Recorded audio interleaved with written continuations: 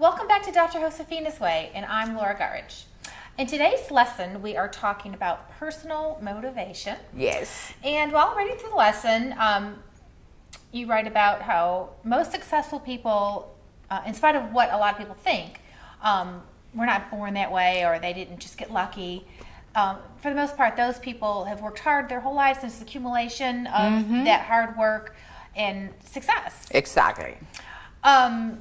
So one of the keys to obtaining that success is to stay motivated, because it's very easy to get distracted, because we like pleasure and comfort and what kind of pleasure? Well, relaxing and watching TV and eating and having fun. Yes. And pleasure too.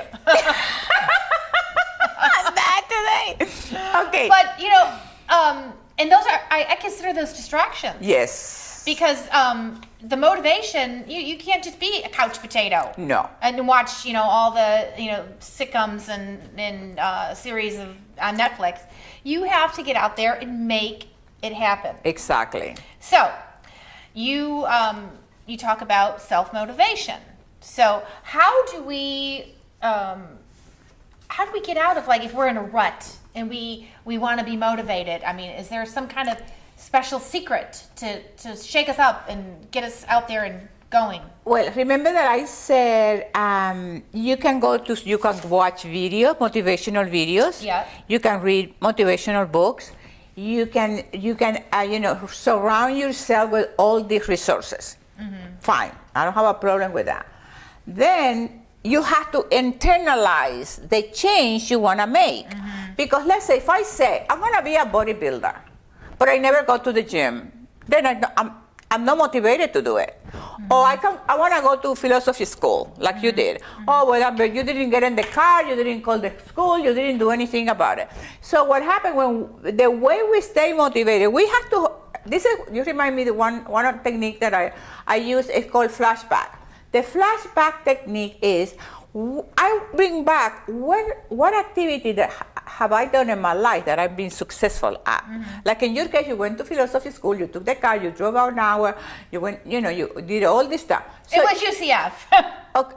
My degree was philosophy. Philosophy, Yes. philosophy school. Well, But they made me take other classes other than. Of course, absolutely. I had to take algebra. And, but your degree was in philosophy. Yes, You're a philosopher. Yes. She's gonna make sure I got it right. No, but what happened? You were successful at it. Yes. And so, if you want to achieve some success in other areas of your life, look back. What areas in my life have I done that I'm being successful at? Most of the time, Laura, what happened? People look back and there's failures. Oh, but that didn't work for me. Oh, but I didn't make it. Oh, but instead of what? No, I focus on what have I done that I've been very successful at, and that emotion. That emotion, that feeling. Right. You bring it into the present moment, and that is that goal that you think you want to achieve it for real, and it's in your heart, and it's like an obsession, Laura. When you have a goal, I don't know if that happened to you, but I'm this type of person. When I have something that I want to achieve in life, I become obsessed with it. It's in my mind 24/7. 24/7. So until I take the steps to do what I want to do, what I want to achieve, then I then it's like emotion, and I relax. So the motivation, it has to come from the goal that I want is so strong, is so powerful that that vision, I have this vision of my goal over there, is stronger than my present reality. Right. What moves you, what pulls you, that gravity force that is pulling me is because the vision that I see myself at is stronger. That I'm here. I don't have money. I don't have this. I don't have resources. I don't have anybody to help me. I don't have the language. You're looking for all the excuses in the world. Well, for people who are deeply motivated, that their motivation comes from within, their vision is stronger than their present reality. Right. And that's what propels you in that trajectory of success and power and awesomeness, and life is fabulous and it's great. Because they said the thing, Laura, you got me going now. Because once you start following that trajectory, then the lights, okay, you probably in your house, because you have a mansion. In your house, probably you have outdoors, when people walk in, the lights goes on. Mm-hmm. When you look at your house, then it's dark, right? The garden outside. Right. But somebody walking, the light goes on, right? And the light goes on.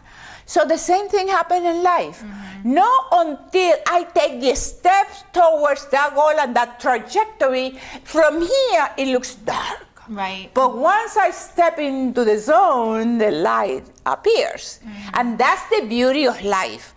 That's what I like, that feel of motivation and taking the risk and taking the chance. Amazing. Right. And if you don't take those risks and chances, you don't see the light. It's true. But and somewhere I was trying to find it, I can't find it, but I think somewhere you mentioned about the revenge part. Yes. And and then you had mentioned my going to UCF, and that was kind of a revenge thing, because I was on the phone talking to somebody. I won't name any names, but if she's watching this, you know who you are. You know who you are. And we were fighting. And at the end of the phone conversation, she said, "Get an education," and she hung up on me. And I hung up what the phone, bitch. and you know what I said? I said, "You know what? I think I'm going to do that." Good idea. And Thank you, did. baby. And yes. I commuted back and forth to UCF until I got my bachelor's degree in philosophy. And then did you send her a picture of graduation? Oh, she knows about it. She knows about it. But she might not remember that it was that comment that spurred me. She probably forgot all about the comment, because she's always saying rude things to me anyway. Yes, yeah. So it was just some comment in passing to her. But when I hung the phone up, I was like, you know what? I'm going to do that. She did you a favor, though. She did. She did you a favor. Thank you. And I think Michael Jordan, when he was trying to get on the basketball team, in high someone school, told him, "You'll never make the team. Never. You're not whatever it takes to be a basketball player." And he made it. Exactly. And I'm sure he was thinking about that coach. And that is one way of motivation. See how that motivated you? So where that motivation came from? She told you to get an education, and I thought, I think she's right. I'm going to I'm going to philosophy school. It's not philosophy school. And the truth is, when I'm going to become a philosopher. No, when I first started going, I wanted to be an educator. I wanted to teach elementary school. Yes, yeah. And my husband, he said, you're not going to want to go anywhere from 9 to 5 and work. He said, why don't you get a degree that's a fluff degree that everybody really wants to have, but they don't, because they think there are no jobs, which is true. Yeah. Where do you get a job to be a philosopher? With me here. But he said it was a degree he always wished he had gotten. Yes. Because a lot of lawyers, when they get their undergrad degree, which, their 4-year degree, and then they go to law school, and he had a business finance. He said it would have been, he didn't know when he was getting his business finance degree that he was going to become a lawyer. Yes. He thought he was going to be a financial planner. But if he would have saw ahead that he was going to go to law school, he would have been a philosopher, because he said that, his degree would have been philosophy. Yes. Because that's the stepping stone to being a lawyer. He got it through you. Well, no, he graduated before I did. Yeah. So, but he told me that, he's like, a lot of people, they get these degrees, and they, a philosophy degree has a lot of substance. Yes, absolutely. A lot of reading, a lot of studying. And, and it's a lot of really in-depth thinking. Yes, exactly. And so, so I broke away from the elementary education thing and started focusing on philosophy, which was great, because with my animal rights, exactly. I always had a topic, and it was a passion, so it was perfect for me. Exactly. So she did you a favor. Oh, she did Thank me you for the motivation. A huge favor, and I'm so glad that I had that nasty little conversation with her. Yeah. So how if we have to label that type of motivation, what label will you give you to that type of motivation? The revenge. The revenge motivation. Oh, that is okay. What is the best revenge? Is success. Yes, that's true. That's true. But I was actually talking about this lesson with Bobby. Yes. And I was talking about fear, and how you say in the lesson that fear is what holds us back.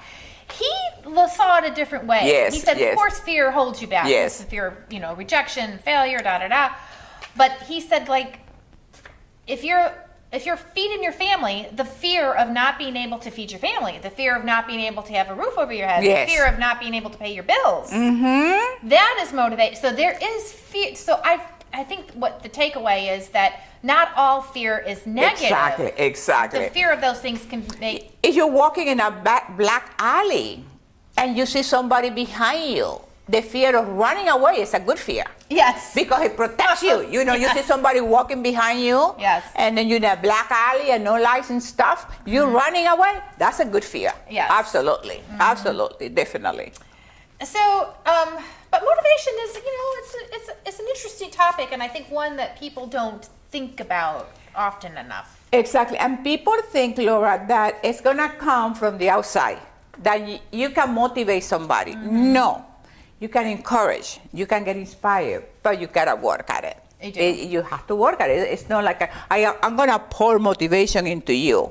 No, so I can do it, but then what happened after that? And this is, you see that a lot. I see that a lot in the social media. People always want, well, what do you eat? Or well, how many reps do you do? How many, what time you go to sleep? This kind of thing.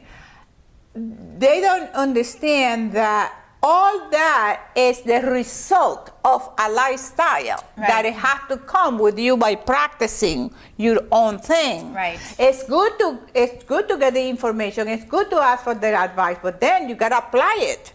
You can't just and that's why in the world of diet, somebody comes up with a diet, and then you start following that, and then you doesn't work for you, right. Because it just can't work. You have to figure out for yourself what's best for you, yes. And that's the motivation. The motivation comes from that you are willing to invest the time, the energy, the money, and the thing that you want to achieve. You just can't, sit there waiting for people to pour it into you. You're not gonna make changes by thinking that I'm gonna pour it into your head. You can't copy. I mean, you can get advice and try things, yes. But you can't copy it, exactly. Exactly. The time you get up, what you eat, and I mean, you have to figure out what works for you personally. Exactly, and that's what the power of mentors. You can have a mentor. Yeah, you probably had a mentor. I had a mentor when I went to get my doctor's degree. I had a mentor when I was, like 10 pounds overweight, and I could not get those 10 pounds of fat out. And I at my club, I look at this woman who will do the spinning class, and I just I put in the bike in front of her, and I just go bike, do the spinning with her, just visualizing that one day I'd like to have the definition that she had. Today I have it, but you use somebody as a mentor, as a motivator, but you're in the bike doing the thing. Yes. On the outside they're looking at her, I want to be like her, and I'm not doing a thing. I was there every Saturday in her class.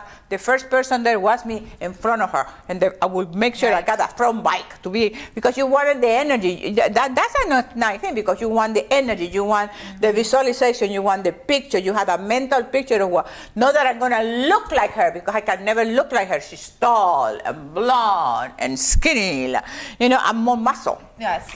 Well, but when how am I going to word this? When you project yourself on someone else, I mean, it can't be like a lot of people will think also that, like, if they're looking at say if someone looks at you, yes, and they want to look like you, they don't realize how much work you put into it.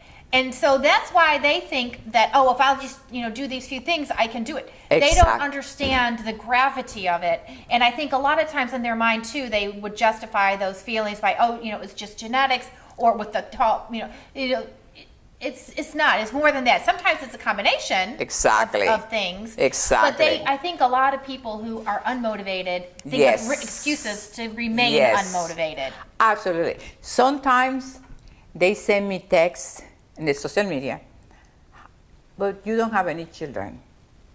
So the other day I posted the pictures of my daughters, because they're looking for a reason. Yeah, why? To slack.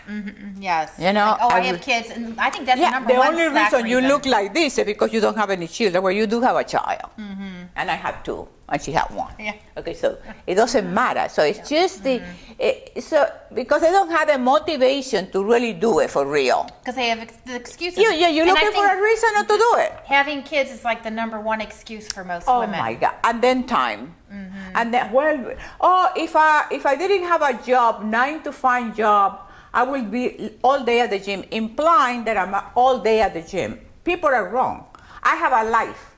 The gym is not just one thing I do. I'm multifaceted like you. Yes. You have a house, you have a child, you have your animal right, you involve in the community, you do the dancing with the star. So you are a combination, a panoramic, a multicolored person.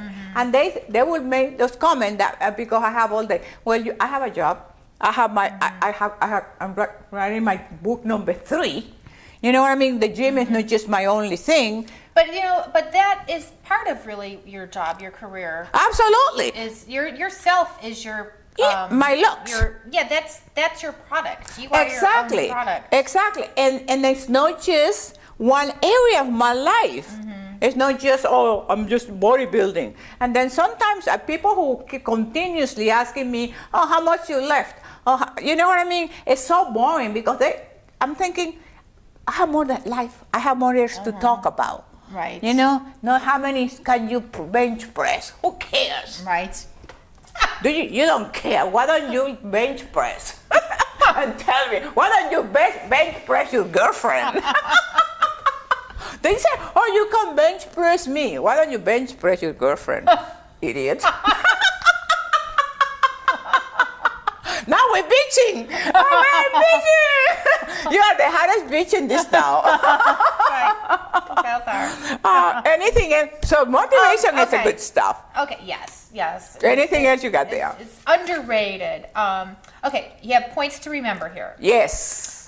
Fear looks to the past. Desire looks to the future. We Yes. have to concentrate on the desire because that keeps it positive. When people Exactly. look in the past, that just is more depressing usually, and it keeps you unmotivated. Absolutely. Dwelling on bad things that happen to you. And with that, Laura, then you're going back there to the things that we always don't show some that, like the affirmations, because you're constantly affirming what you want. The opposite happens. Constantly, people are affirming what they don't want. You're talking to somebody and they're telling you what I don't like. Well, that's what you're getting, what you don't like, because you're constantly talking about what you don't want. Right. So high achievers, successful people, they're always thinking of what they want. Positive. That's what they talk about. Keeping their eye on the prize. Absolutely. Instead of the negative stuff in their past. Absolutely. The imagination, you constantly, and the imagination is the quality of seeing things without limits. Right. When you are able to visualize and to see the thing that you want to achieve without limit, then you on the ball. It's almost like when they look in the past, that they're using that as an excuse. Yes, absolutely. Yeah. It's like, especially that's why the I've got this past problem or whatever. the past with the failure, not the past with the success. Because if you're looking back at the past of the things you were successful, you're borrowing from that emotion, and you felt so great when you did it so good. But no excuses here, Well, right? yes, no excuses. No excuses here. No. No excuses here.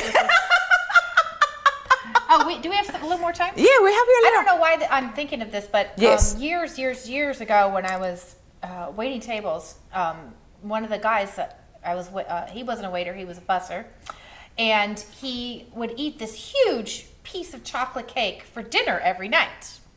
And he would be back in the little waitress stand there, and he'd be eating that chocolate cake every night.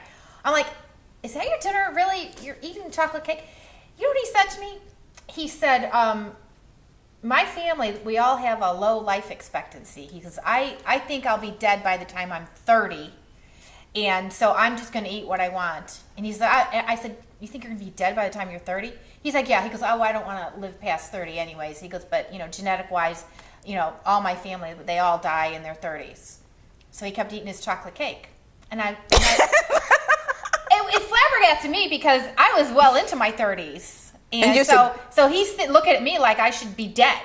Oh my life is over, and we're talking 20 years ago now.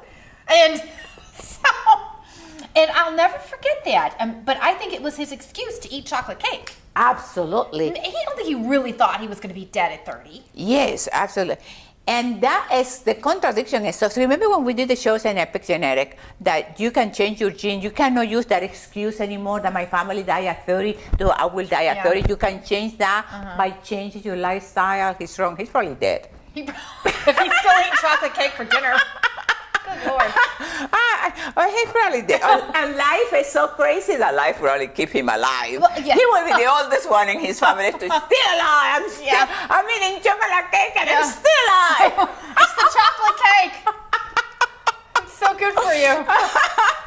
Give me more. Okay. Are we saying? We say pow. I said pow. Okay. And what are you gonna say? Wow. Okay. Pow. Wow. Besito. Mwah. Pow. Wow.